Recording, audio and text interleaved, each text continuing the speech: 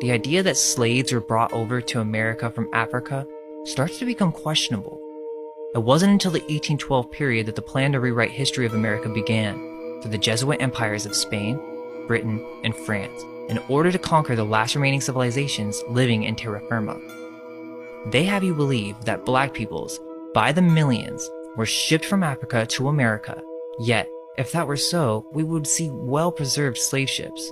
But few are to be found, and their genuineness are to be questioned after learning about this secret history. This name, African American, was offered many times and always rejected by the natives to these lands. Because there's such a confusion about the people, and that was done deliberately by bringing over a few 100,000 dark people from the Caribbean islands and possibly from the continent by way of the Caribbean islands, bringing them here to these lands, creating this facade of everybody coming from the motherland instead of being from here. So there it's created a massive ball of confusion, and this is not what they wanted to do. They wanted to be able to solidify this, that the Negro and the black man, you're from Africa, accepted a long time ago, but it wasn't accepted. As much as they tried to create it into acceptance through the Pan-Africanism. But so it's about identity. It's strictly about identity. Everything that we experience, black folk, lack of a term, white folk in this country. Many natives of both North and South America were home to many indigenous black peoples, such as in New York, and in Mexico, Wisconsin, in San Francisco, Southern California. They were in Mississippi, and in Oklahoma.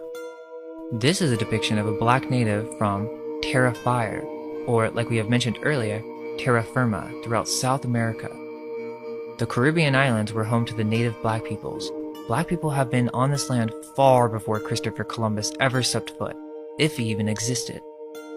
We have maps and depictions of Africa with many towns and cities that seem to be castles. I also have shown you sources in the last chapter that most Egyptians were not of pure black Lemurian origin. So why are we fed this lie of Africa? It is to attach the identity of the native peoples of ancient America with a faraway land so that they may be enslaved mentally. This whole process was about erasing the last age, and these cultures were high civilizations that preserved the knowledge of the ages before. Therefore, the rulers that be forced the Spanish, English, and French nations to conquer these lands at all cost. They were funded by the same hidden hand, the first new global corporation, also known in history as the East Indian Trading Company.